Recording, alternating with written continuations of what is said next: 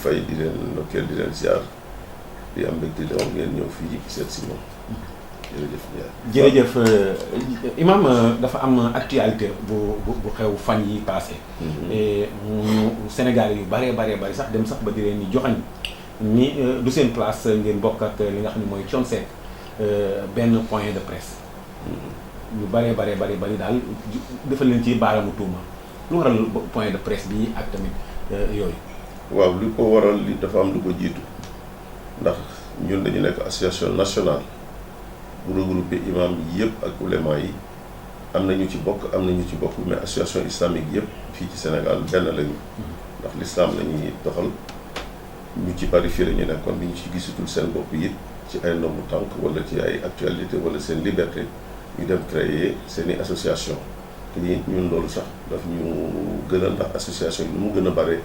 défense de l'islam gën a yaatu ndax kenn waru yore monopole défendre l'islam rek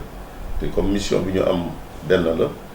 mooy ñu veiller ci l'islam veiller ci population yi veiller ci texte islamique yi ak pratique yi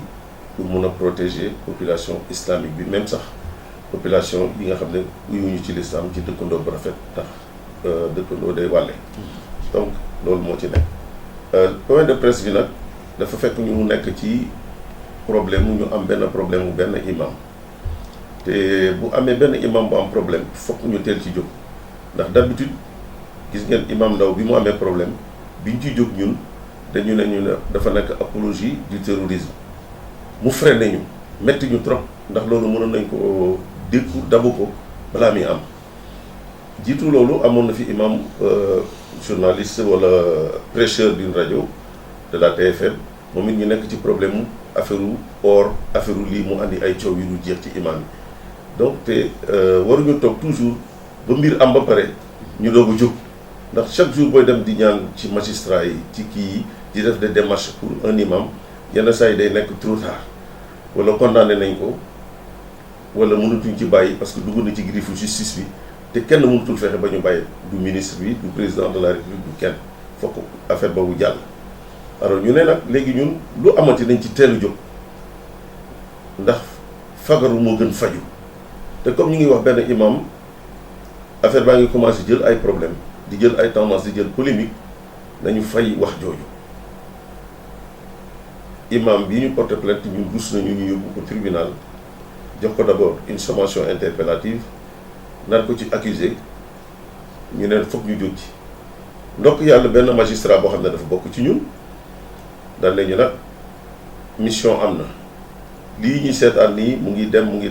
avocat yaa ngi ci dugg wax jaa ngi bugg a bari fexe leen mu fay ñu wax ko Alaaji Moustapha Gueye mu ne maa ngi nii damay jël avion waaj a dem mais fexe leen ngeen régler loolu lu mu gën a gaawee ba loolu tegu ci suuf ñu bàyyi tuuma bi bàyyi wax ji bàyyi coow li imam bi nekk ci la mu nekkoon librement te dara bañ ko ci topp daal ndax gis na ne def nañu sommation wax nañu ne dañuy xeex dañuy kii te loolu jaru ko jàmm moo gën ay dañu dem en mission de bon office ndax loolu muy commencé le vendredi vers 10 heures ñuy jéem a seet nu ñuy def pour régler loolu bi yàlla defee it le vendredi soir ñun amuñu numéro téléphone Thione Seck man xamu fu mu koy gisee xamu Dakar ne dort pas la nekk xamu Kilimanjaro la nekk xamu fan la nekk xamu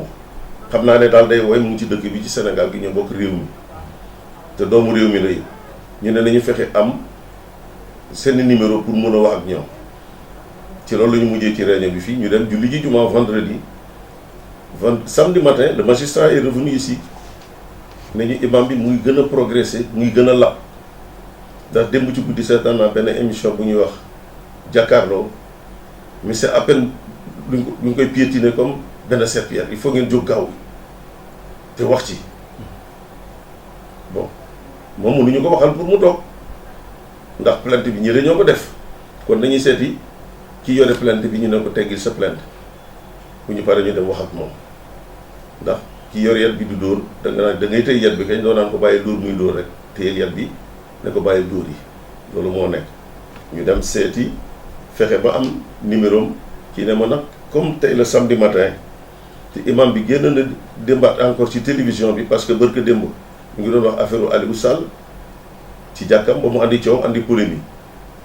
mu bokkaat ci mouvement boo xam ne gis nañu ci ay beaucoup de membres de la société ñu nekk ci di def aar lu ñu bokk wala aar lu ñu moom wala aar lu ñu lii moom mu nekk porte-parole bi bon ñoo loolu ñun rafetlu wuñu ko déjà dafa metti ndax boo nekkee imam di prêcher leen na bugguñu ko la dab ne la li ngay wax du dëgg wala parce que da nga am option boo jël ci lenn te dans la vie civile beaucoup dans la vie religieuse boo fa waxee loo warul wax soit dañ lay caricaturer soit dañ lay démentir soit dañ lay song te waratoo nekk nag fragilité ndax imam personnalité bi mu am ministre du culte la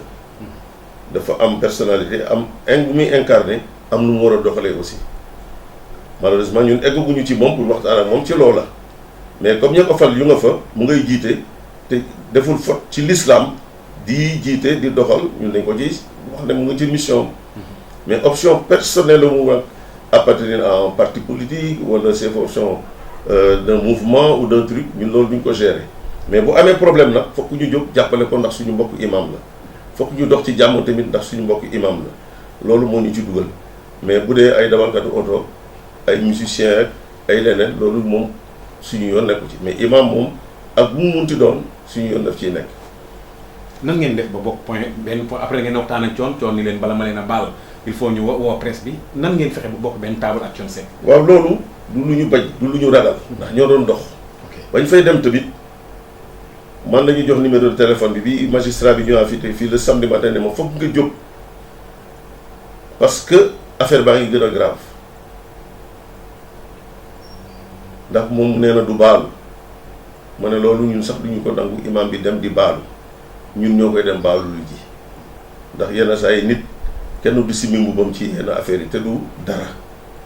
lu nit ñi yëkkati la ba mu mujjee grave te xam nga fa am ay avocat bu nekk day défendre parti yi mais avocat yi seen bopp xuloowuñu bu ñu génnee ñooy ànd ndax ñoom droit civil rek. imam nga baal ma c'est-à-dire que yéen su ma déggee seeni kàddu dafa mel ni kon imam bi li mu wax du dëgg.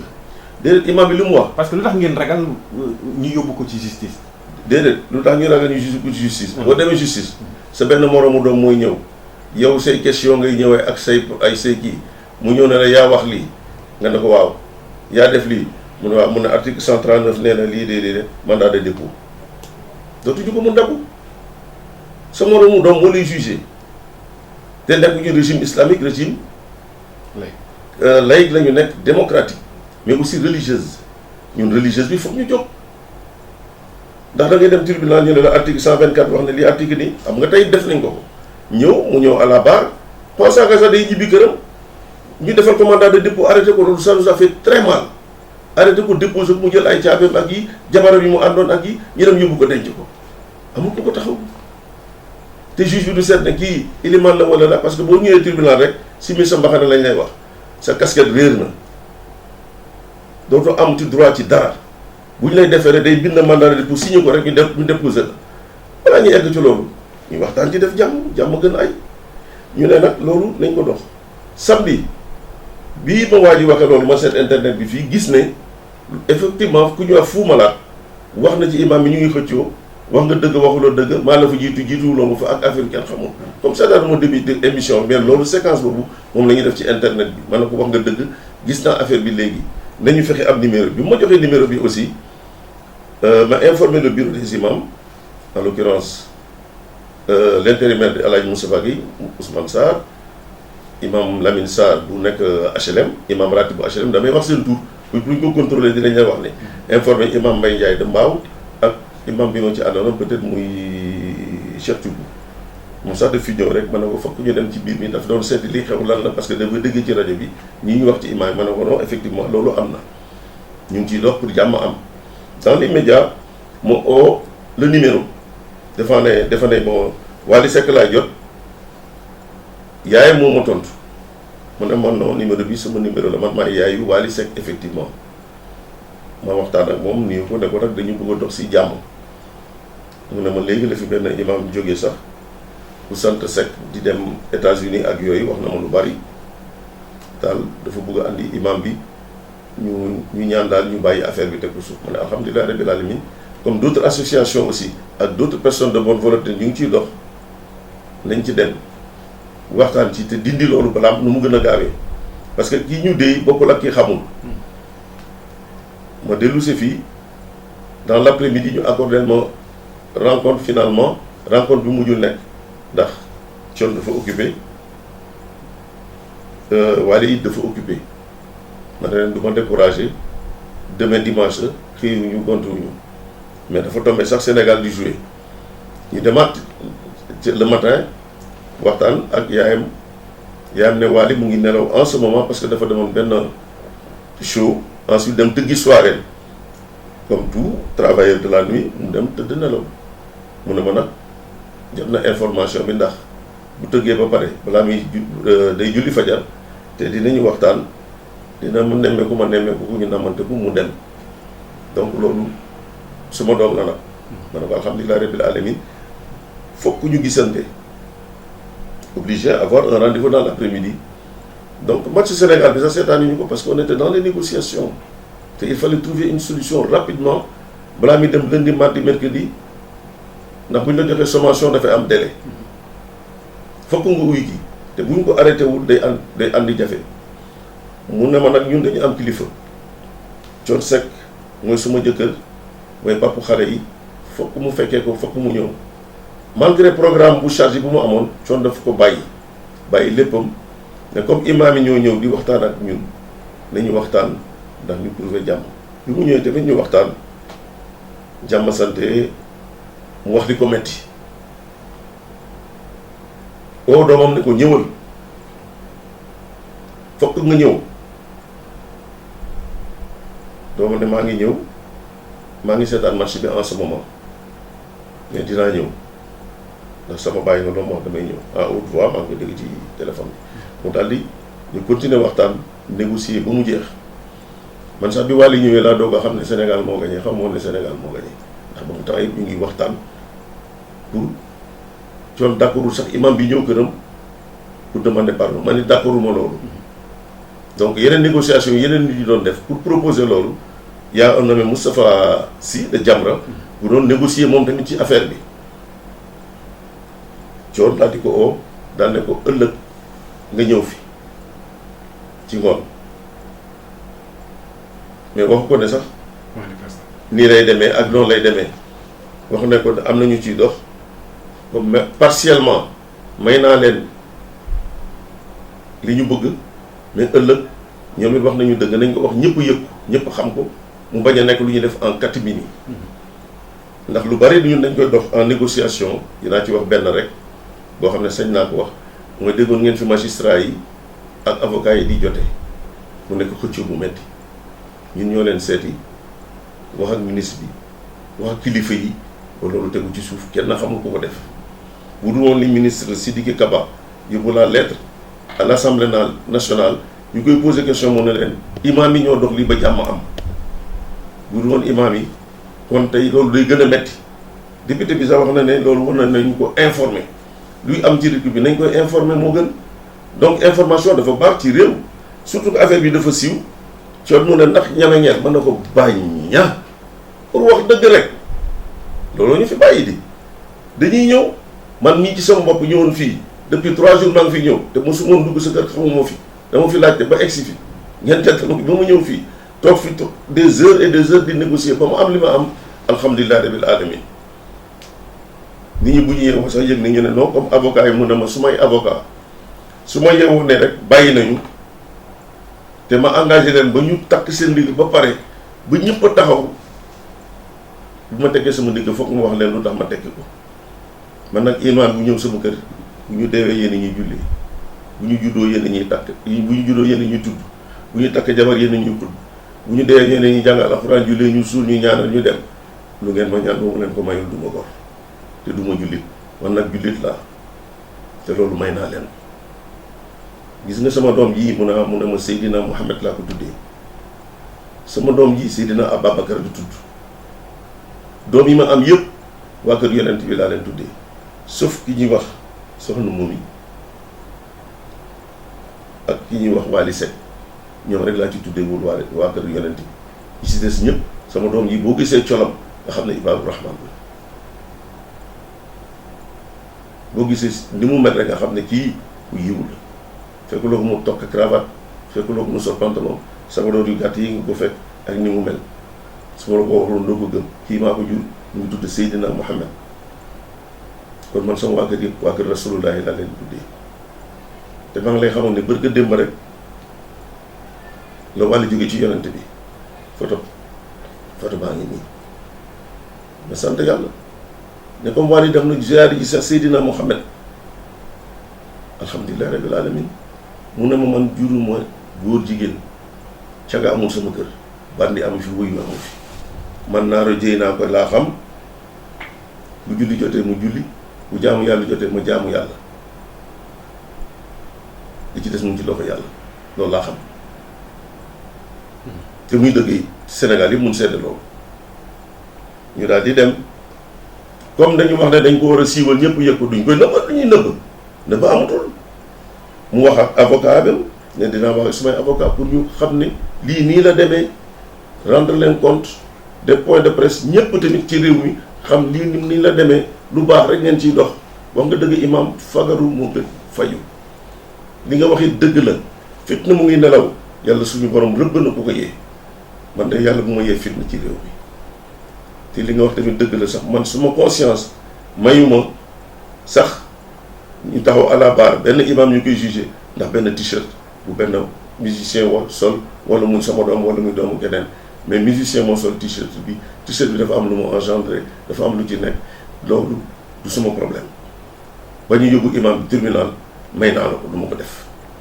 te it wax naa Wally mu ñëwee suma doom la Wally egsi mu ngi sol maillot Sénégal bu ñuul am ngay ne bu ñu dessiné vert jaune rouge si kanam bi mu ñëwee kii nag nuyu yaayam coon na ko toogal sa papa ji jàmm lay dox si te nee na jàmm moo gën ay wax na dëgg wax na ma it ne maa way siiw di jàmm gorom wax na dëgg te kuy uti jàmm ci jullit buy ñibbi war na root jàmm ju bari yóbbaale ko xam nga lu ma lay xamal plainte bi nga déposé dindi ko ba mu set bi lu ma dégg ci ku ci wax bu ëllëgee nag dinaa au journaliste yëpp fii moom it nee naa ko na ñëw te on a keneen ku sant ku tudd Moustapha Sy pour mu ñëw fi fekkee li ñu wax ndax moom tamit mu ngi ci doon dox. lu Wally wax. Wally bi mu ñëwee mu toog mu ne ma papa mu ne ah mu jublu penk ni nii loxoom maa ngi lay waatal ne man du ma góor jigéen gëm naa ne jullit àqal laa am naa njaboot yërëm naa suma yaay ndax coow li mosuma def lu bon mosuma def lu ñaaw lu ma ko def rus naa loolu sama papa ak suma yaay lu ma sama papa wax nii ne ma naa retiré lii dinaa ko retiré ba mu set ndax sama papa lu ma digal ma def ko sans arrière-pensée bëgg dem laay ziare ji yonent bi ma ne ko sa wax nañ ko fi léegi mu ne ma sama xol ko nam ma dem seeti ko bàkk ko ci sama xol tagg ko ci sama xol ñaanal ko ci sama xol ne ko wisi naa la jox naa la sama loxo man Wally Seck bëgg la ci sama xol sa turandoo ngi ci suñu kër sa mbaay tuddee naa la doom wax yu rafet yu neex dama nag loolu mooy dëgg te it gëmal ne man dindi naa plainte bi dinaa oo suma avocat léegi mooy suñu conseiller xamal ko loolu en attendant sama papa di wax ak moom comme il faut pour mu bañ ne lii fi daf ma bett dangeen ko dem doxi te yëguma ko ndax tey la dimanche Sénégal daf doon joué ñëpp ngi jubilé te c'est pas la peine déranger ko mu ñëw fi heure bii nañ ko yëgal xamal rek ne ëllëg dina am loolu te dina dégg liñ ciy wax ci ëllëg sa tamit ci 5 heures ñu ngi dem émission RTS ñi ci war a dugg studio dem dugg studio man mi nekkoon chef de délégation bi désigné ñu jox ma mission pour loolu jox ma mission aussi pour marcher au poisson bi ñuy tabax jàkk ju bees pour dindi fa jàkk ju jërë nga xam ne autoroute à péage yi mooy jaar foofu naa ca dem ndax le vendredi dañuy décider li ñuy def toute la semaine donc ñaari mission yooyu laa amoon moo tax sax oote dimanche bi amoon mosquée inachevée mënu ma ci woon dem ndax cérémonie bali la ñu programmé pour defar jàkk ju bees ji foofu moo fa ànd ak ay imam de la banlieue donc ñu waxtaan ñu jubóowee ci la suñu def conférence de presse bi ñu ko defee ñu ñëw balaa ñuy dem ci conférence de presse bi man ci sama bopp comme ñun ministère de l'intérieur et du culte la ñu bokk suñu président nekkul fii ma informé ko mu ne ma informer le ministre de l'intérieur ma oote ministre de l'intérieur ñu ne ministre Ousmane Tanor Dieng moo gaañu mu génn àdduna dafa dem jëli koor bi ñu wax ak ku ñuy wax Papa Ibrahima Sakho mooy directeur de la Dakar jotuñu ko ñu envoyé ko texto mu tontuñu ñu wax ñu ngi dem en mission pour demander ñu retirer plainte bi contre l'imam Makhtar bi nekk au point E bu ñu ko amee résultat bi presque dinañ leen réinformer par écrit parce que le temps est juste tey dafa xat trop pour loolu mun nañu loolu lu baax la li nga wax moo ànd naa ci te ministre sax bu fi nekkoon daf ci ànd mais dina jot information bi pour jàmm am ben ñun ñu dem bu ñu demee fekk fa coon mu wax li muy wax journaliste yu bari ñu nga fa woon mu wax tamit li mu kiiwee ñun tamit bi ñuy dem chaque fois bu ñuy dem ci mission bu mel noonu dañuy bind lettre bu ñuy jox bu ñuy lire foofu d'abord gis nga ne lettre bi ñuy bind appel bind adressé ko Thione Seck et sa famille moom mooy chef de famille bi mu nekk appel des imams woote imam yi ci ñaan njëkk ñu lire lettre bi en 2 pages mission bi ñu fa doon doxi pare tamit jox nañ ko Thione Seck ci loxoom ne ko lii lañ fa doon dox si lii moo nekk amul dara luñ ci nëbb journaliste yi gis ko mu nekk it amul leneen. ok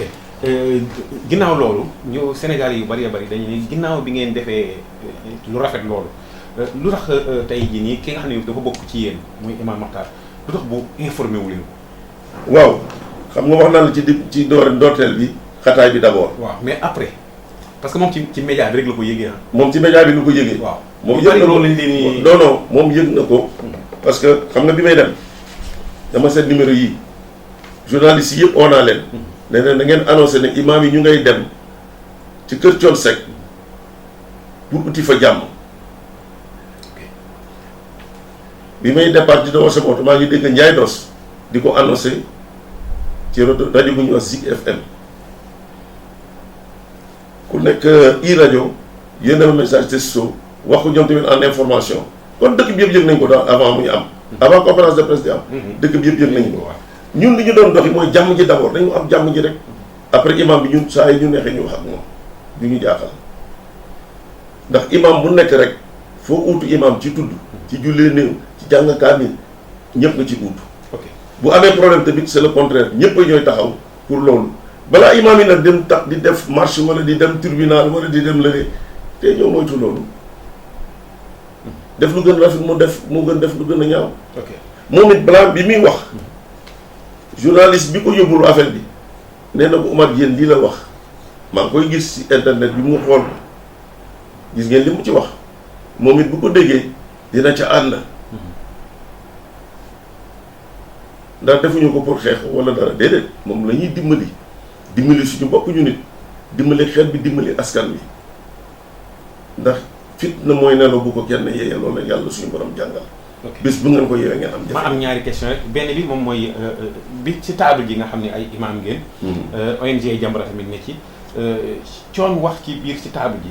te ay imam toog mu wax ni tey bu ma góor jigéen mayoon du ma góor jigéen du ma ko cautionné mais bu ma mayoon xaalis ma jël ñu bari dañoo wax ni ci saase war ngeen xutba foofu Thione. déedéet parce que comme conférence de point de presse la ñu nekk. waaw li mu wax daf ko wax sax moom wax na ko ci boppam. daf ko wax pour.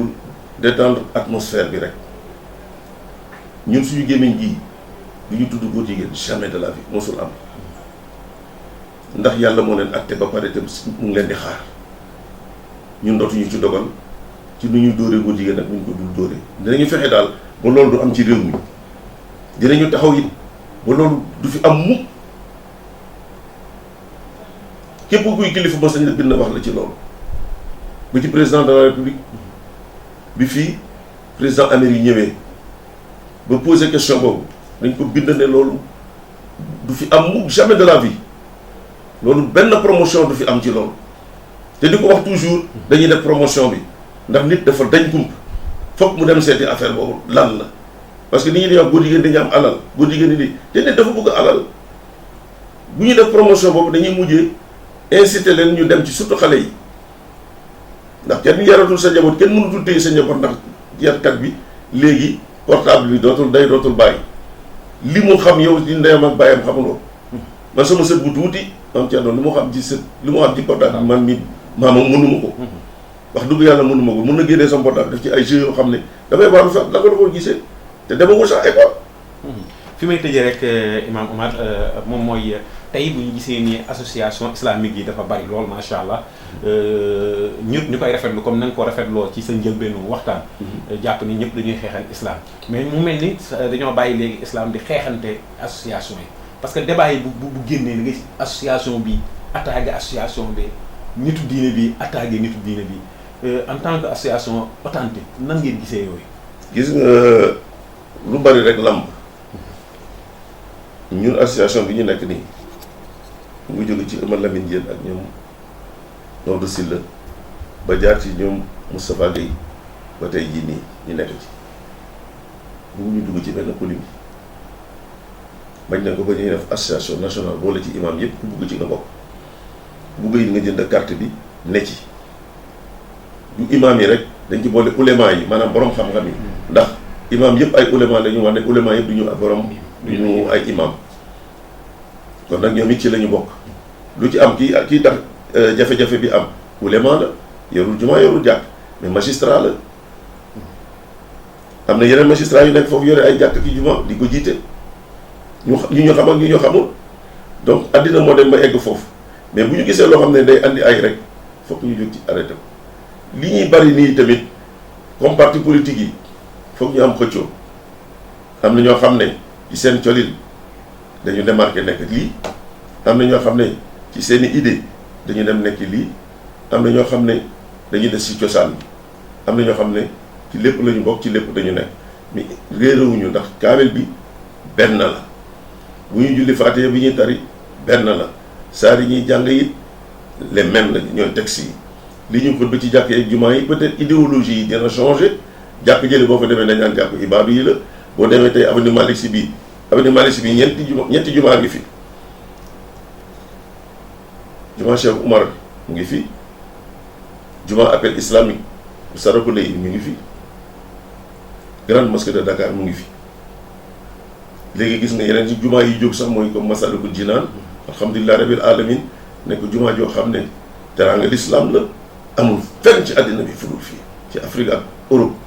jumaa yu bari dugg naa ci mais jii sedd na suñu xol bii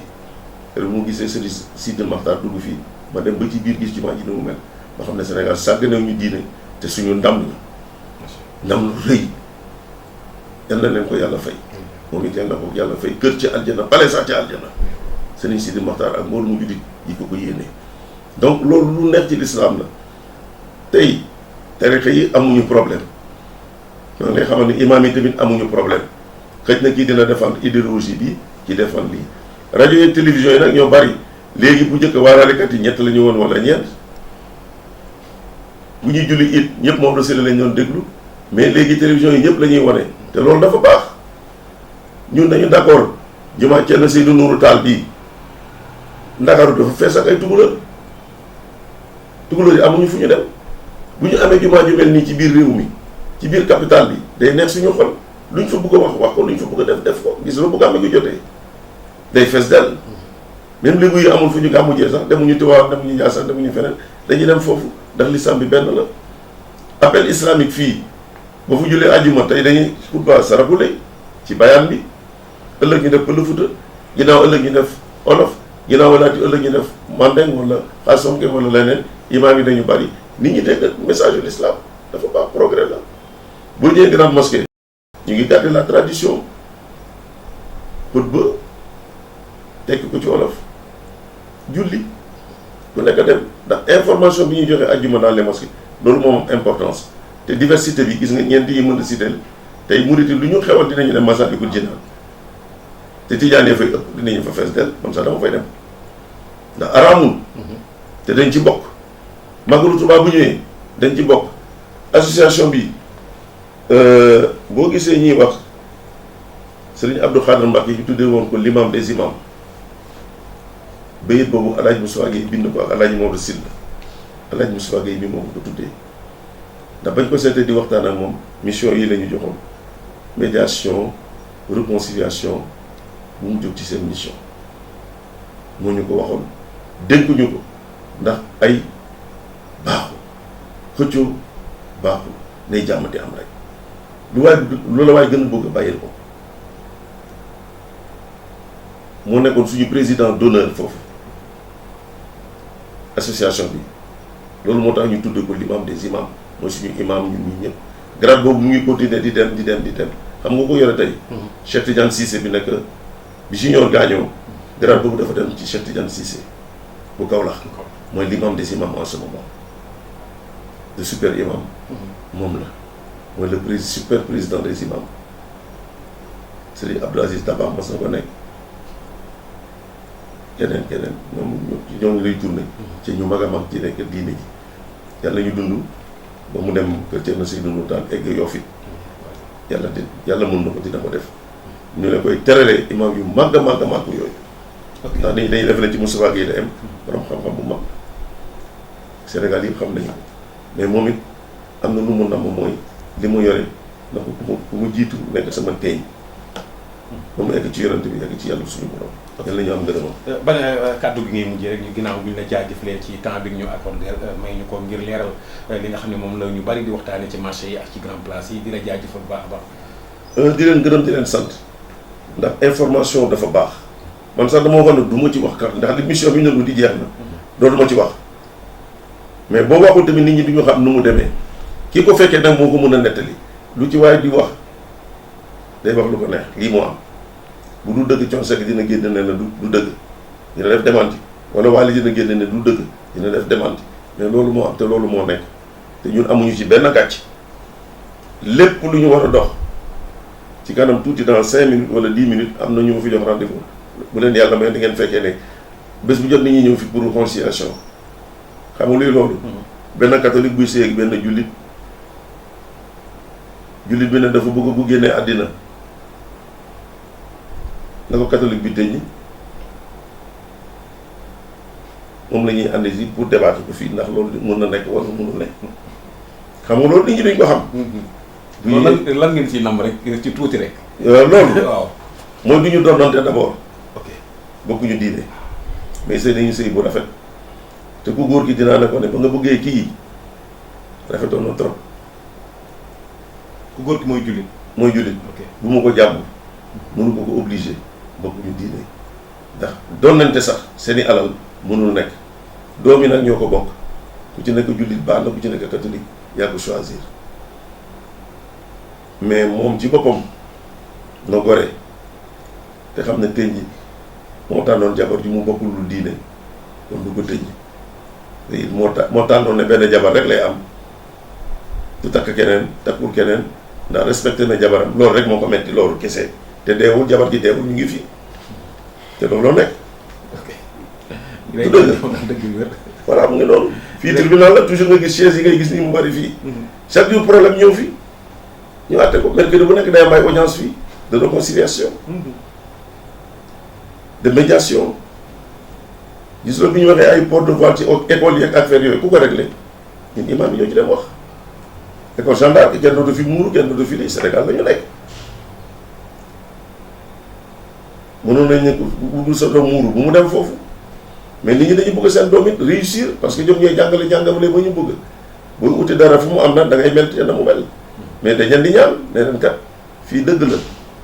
ndax bu dugg ci classe yi dafa am 3 mais concerné wu yow jàngal mi la fi andi nga jàngal rek jàngal ki koy jàngal tamit na la jàngal col gi yow tamit kiy jàngale col gii kii sol seen kër ñoom dañ koy sol sœurs yi dañuy sol bu yiw ba muuru ba musuur doo gis seen bopp doo gis seen yaram soriantewul ak ci ñu col yi ñoom sax dañuy dem ko colu muuru kanam bi nëbb kanam bi la ñu bañ mais colu kii bi nii kanam ngi di fay bañatuñ ko kon lu nekk dañ koy waxtaanee rek bu jubóo ko Fall Ndiaga. jërëjëf ñu ngi leen di gërëm di leen sant jërëjëf imam ñoo ngi lay yal na leen yàlla defal jàmm gudd fan ak wér ak jàmm ak salaam seen liggéey yal na ko yàlla barkeel ndax information dafa baax ci jamono ji ñu toll. ku nëbba information tukkil àddina léegi laay wax ci internet bi affaire u football yi rek naka la ñu andee arbitre bële dindi arbitre sud africain bi andi affaire arbitre camerounais bi ba mu sàcc ñu loolu yëpp naka dana xaate rek la woon. gis naa ko léegi ne loolu du commission moo ko décidé du lii moo ko décidé dëgg la du dëgg ñoo xam mais ñun Sénégal yàlla defal nañu ndam ci suñu xol ñàkkuñu dara ndax ñu gëm nañu. li ci kanam yi gën a ne incha allah. incha allah salaamaaleykum wa rahmatullahi taala wa barakatu. waaleykum salaam wa rahmatulah.